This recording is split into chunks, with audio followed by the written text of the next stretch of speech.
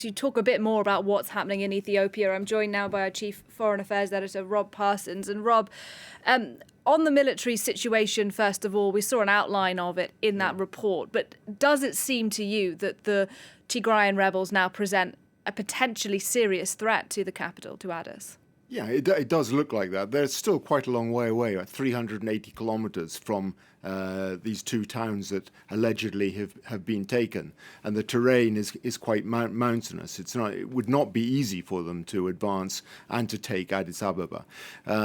But, they quite clearly present a serious threat. And the fact that they've taken Dessie and Kombolcha is important on a number of grounds, because these are not big towns, but they're strategically important. Dessie controls the road that leads north up to Tigray, and Kombolcha controls the road that leads east to Djibouti, and the capital of Djibouti, the port city of Djibouti.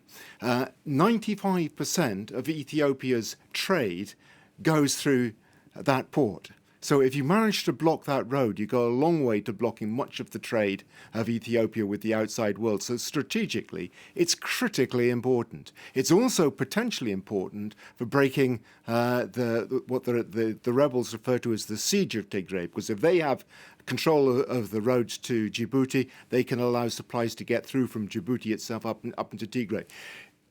The Ethiopian government is not in a hopeless position, because since 2018, a railway has been operational, built by the Chinese from Addis Ababa to Djibouti as well, which runs much further south.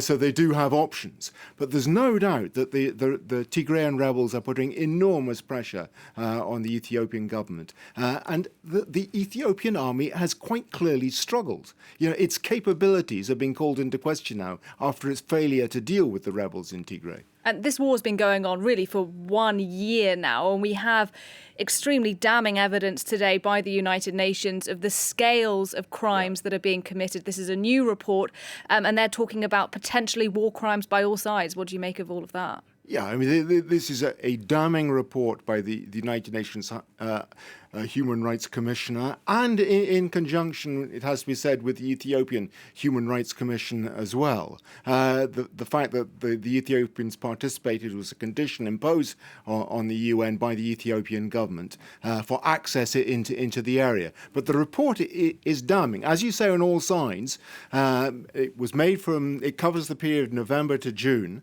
so not up until the present. But it says that the bulk of the atrocities have been carried out by the Ethiopian government forces and the Eritreans. In particular, it says the Eritreans. But it does not exculpate the Tigrayan rebels either. It accuses them equally of atrocities against civilians, including rape, extrajudicial killings, torture, and so on. No side gets out of this lightly. It calls for an investigation, and the Ethiopian government, in the form of President Abiy, Prime Minister Abiy, has said that, look, it will launch an investigation.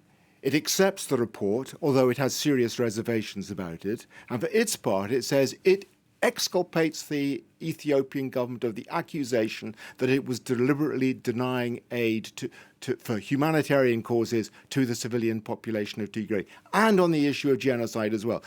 These are two moot points, but the Ethiopian government says it feels it's been cleared on those.